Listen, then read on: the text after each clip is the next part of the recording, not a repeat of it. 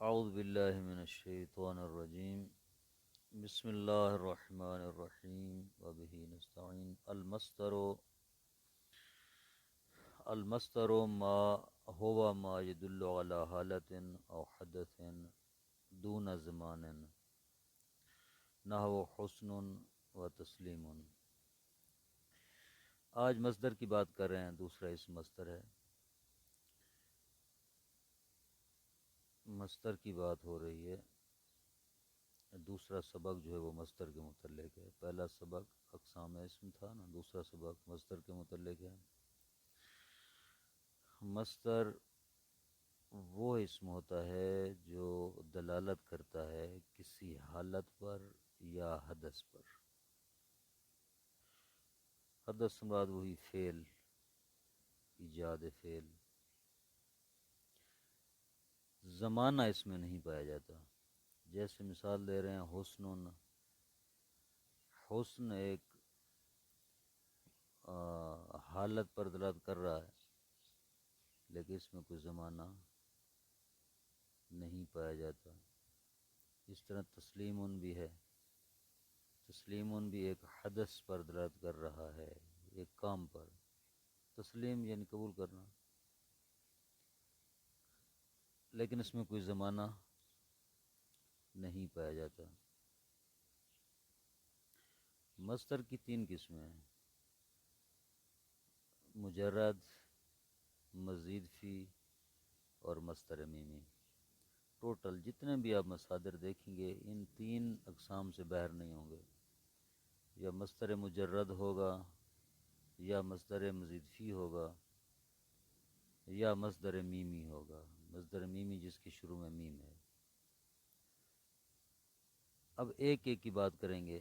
مصدر مجرد کی بھی دو قسمیں ہیں: ثلاثی مجرد کا مصدر، رباعی مجرد کا مصدر۔ ثلاثی مجرد کا جیسے فضل، ضرب، علم، شرف وغیرہ وغیرہ، یہ سارے مصدر ہیں ثلاثی مجرد۔ رباعی مجرد جیسے زلزلۃ، یہ مصدر ہے ثلاثی رباعی مجرد کا۔ تمام مصادر جتنی بھی قسمیں ہیں مصادر کی، سارے مصادر قیاسی ہیں، قیاسی ہیں، یعنی وہ قاعدہ کلیہ کے مطابق ہیں جو عرب نے، علماء نحو نے جو قواعد وضع کیے ہیں اس کے مطابق مصادر قیاسی ہے۔ صرف ثلاثی مجرد کے علاوہ، ثلاثی مجرد کے جو ہیں اس کے زیادہ وزن ہیں، زیادہ اوزان ہیں۔ وہ صرف اور صرف ان اوزان کو سمجھنا ہو تو لغت کی جو کتابیں ہیں، ڈکشنریز، ان کی مدد سے سمجھا جا سکتا ہے ان کو، کیونکہ اوزان زیادہ ہیں۔ اور ڈکشنریز جو ہیں یہ ان میں جو ہے وہ قواعد کے مطابق ان میں الفاظ جو ہیں وہ نہیں ہوتے بلکہ سماعی ہوتے ہیں۔ ٹھیک ہے، جو معجمات لکھی جاتی ہیں تو وہ شروع میں جب معجمات لکھی گئی ہیں، اگر ان کی تاریخ کو پڑھا جائے تو وہ کسی قاعدہ کلیہ کے مطابق نہیں لکھی گئی بلکہ سماع کے مطابق لکھی گئی ہیں۔ وہ اہل لغت نویس جب لغت لکھنے لگتے تھے تو وہ مختلف علاقوں کا سفر کرتے تھے، مختلف عرب کے مختلف قریوں کا، دیہاتوں کا سفر کرتے تھے، وہاں سے ان کے ساتھ گفتگو کرتے تھے، دیکھتے تھے کہ یہ لفظ جو ہے یہ کیسے ادا کرتے ہیں، تلفظ کیا ہے اس لفظ کا، اور اس کس معنی میں اس کو استعمال کرتے ہیں یہ لوگ۔ تو وہ لغت شناس ہوتے تھے، ماہر لغت، وہ لکھ لیتے تھے، پھر آ کر جمع کرتے تھے اور کتاب بنتی تھی۔ یہ تھا سماع۔ لغت جو ہے یہ سماع پر مشتمل ہے، قواعد پر نہیں۔ تو اس لیے کہہ رہے ہیں کہ ثلاثی مجرد کے علاوہ باقی تمام مصادر قیاسی ہیں۔ ثلاثی مجرد جو ہے اس کے یہ قیاسی نہیں ہے بلکہ سماعی ہیں۔ اس کے ایک اور دوسرے اس کے بہت زیادہ وزن ہیں، اوزان ہیں جو لغت سے ملتے ہیں۔ قیاسی کیا ہے؟ یہ جو کہہ رہے ہیں کہ قیاسی ہیں، اور مقامات پر بھی ہم قیاسی کا لفظ سنتے ہیں کہ یہ کام قیاسی ہے، یہ سماعی ہے. تو یہ قیاسی کیا ہے؟ کہتے ہیں قیاسی اس چیز کو کہتے ہیں جس کے لیے کوئی ضابطہ ہو، جس کے لیے کوئی قانون ہو، جس کے لیے کوئی حکم کلی ہو، قانون کلی ہو، اس کو کہتے ہیں قیاسی. قیاس قانون کو کہتے ہیں. تو ضابطے سے کیا مراد ہے؟ ضابطہ انہوں نے کہا ہے کہ قیاسی وہ جس کے لیے ضابطہ ہو. تو ضابطے سے کیا مراد ہے؟ کہتے ہیں ضابطہ ایک حکم کلی ہوتا ہے جو اپنی تمام جزیات پر منطبق ہو جاتا ہے. ایک قاعدہ کلی ہوتا ہے جو اپنی تمام جزیات پہ صادق آتا ہے، تمام جزیات اسی قاعدہ کے مطابق ہوتی ہیں. ایک یعنی بالفاظ ذکر ضابطہ قانون کلی کا نام ہے. جو بھی جن جن چیزوں میں یہ قانون ہوگا وہ اس کی جزیات کہلائیں گی. ٹھیک ہے. اس قیاسی کے مقابلے میں سماعی ہے. سماعی کسے کہتے ہیں؟ کہتے ہیں سماعی وہ ہوتا ہے جس کے متعلق کوئی قاعدہ، کوئی ضابطہ نہیں ہوتا، قاعدہ کلی نہیں ہوتا اس میں، بلکہ اہل لغت، اہل زبان سے سن کر جو ہے ان کو استعمال کیا جاتا ہے، سننے سے اس کا تعلق ہوتا ہے، اور سماع اور سننے پر ہی وہ موقوف ہوتا ہے، اس کے لیے کوئی قاعدہ کلی موجود نہیں ہوتا.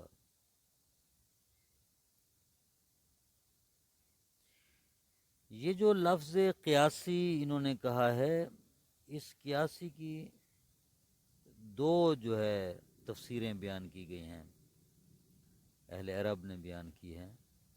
ایک یہ ہے کہ قیاسی وہ ہوتا ہے جس کے لیے ایک ضابطے کلی ہو اور اس ضابطے کے تحت اس کے تمام افراد جو ہیں وہ آ جائیں. اس ضابطے کلی یعنی ہر وہ چیز جس کے لیے ایک ضابطے کلی ہو، جس ضابطے کے تحت اس کے تمام افراد آ جائیں. ایک اس کی یہ تفسیر کی گئی ہے، معنی کیا گیا ہے قیاسی کا. دوسرا معنی یہ ہے کہ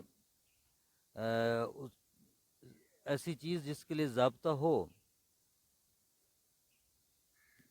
لیکن تمام افراد اس ضابطے کی نہ آئیں بلکہ اکثر افراد اس کے ضابطے کے نیچے آ جائیں.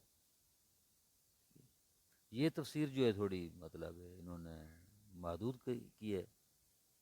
پہلی تفسیر میں وسعت زیادہ ہے کہ تمام افراد اس میں آئیں، اور دوسری تفسیر جو ہے اس کے مطابق اگرچہ تمام افراد اس کے تحت نہیں آتے، اکثر افراد آ جاتے ہیں، تب بھی اس کو ضابطہ کلی کہا جاتا ہے، قیاسی کہا جاتا ہے. مصنف کے نزدیک یہی دوسرا قول جو ہے یہ بہتر ہے کہ ضابطے قیاسی کون سی چیز ہوتی ہے؟ ہر وہ چیز جس کے لیے ایک ایسا ضابطہ ہو جس ضابطے کے تحت اس کے اکثر افراد آئیں، بے شک سارے نہ آئیں، اکثر افراد آ جائیں. یہ بہترین قول ہے مصنف کے نزدیک. ثلاثی کے مصدر ثلاثی کے لیے کچھ زوائد اور ضوابط اور قواعد ہیں، کچھ ضوابط اس کے لیے وضع کیے گئے ہیں، لیکن یہ ضوابط غالبی ہیں. غالبی سے کیا مراد ہے کہ اکثر اوقات اسی ضابطے کے تحت مصدر ثلاثی آتا ہے، اکثر اوقات غالباً اسی ضابطے کے تحت ثلاثی کا مصدر آتا ہے. ٹھیک ہے. یہ ضوابط جو انہوں نے بیان کیے ہیں یہ ہمیشہ کے لیے نہیں ہیں کہ ہمیشہ یہ ضابطہ لاگو آئے گا، نہیں، غالباً اکثر اوقات یہ ضابطہ لاگو ہوتا ہے. وہ چند ضوابط ہیں جو نیچے ذکر کر رہے ہیں. پہلا ضابطہ ہے کہ کہتے ہیں جب مصدر حرفے اور پیشے کے اوپر دلالت کرے گا تو اس وقت فعالتن کے وزن پر آئے گا. اب یہ فعالتن کے وزن پر آنا ہمیشہ یہی ہے، یعنی جب بھی کوئی مصدر فعالتن کے وزن پر آئے وہ پیشے پر ہی دلالت کرے گا؟ کہتے نہیں، ہمیشہ ایسا نہیں ہے، غالباً ایسا ہے۔ مثلا زراعتن، زراعتن یعنی کاشتکاری کرنا، تجارتن، حیاکتن، یہ مصدر ہے نا، پیشے پر دلالت کرتے ہیں، تجارت تجارت ہوگی، حیاکت جو کیا اس کو کہتے ہیں، حیاکت وہ حقاقی تو اور ہوتی ہے، بہرحال اس کو لکھتے ہیں لغت میں۔ دوسرا قاعدہ یہ ہے کہ اگر مصدر اضطراب پر دلالت کرے، اضطراب یعنی بے چینی، پریشانی پر دلالت کرے تو پھر فعلان ان کے وزن پر آئے گا، خفقان، جوالان، غلیان۔ اگر مصدر صوت کے اوپر دلالت کرے، آواز کے اوپر دلالت کرے تو فعال اور فعیل کے وزن پر آئے گا، نعاب، صراخ، طنین، صحیل۔ اگر مصدر رنگ کے اوپر دلالت کر رہا ہو تو فعلتن کے وزن پر آئے گا، جیسے حمرتن سرخ، زرقتن زرد مثلا۔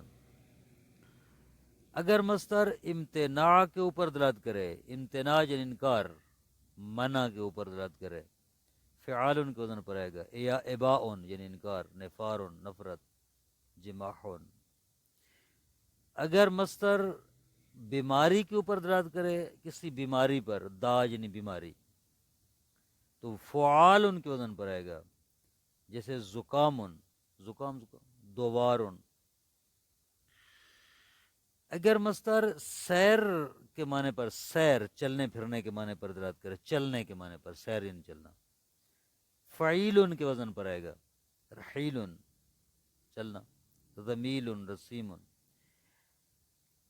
فاعلا کا وزن جو ہے، فاعلا باب فاعلا، فاعلا یفعلو، فاعلا یفعلو، ناصر شارف یشرف، فاعلا یفعلو، ساہولا یسہلو، یہ جو وزن ہوتا ہے اس کا مصدر 3 اوزان پر آتا ہے، فعولتن، فعالتن یا فعلن، فعلن بفتح العین، فعلن، فعولتن، فعالتن، فعلن، جیسے سہولتن، سہولا یسہلو، فصاحتن، فاسوا یفصحو، کرمن، کرما یکرمو۔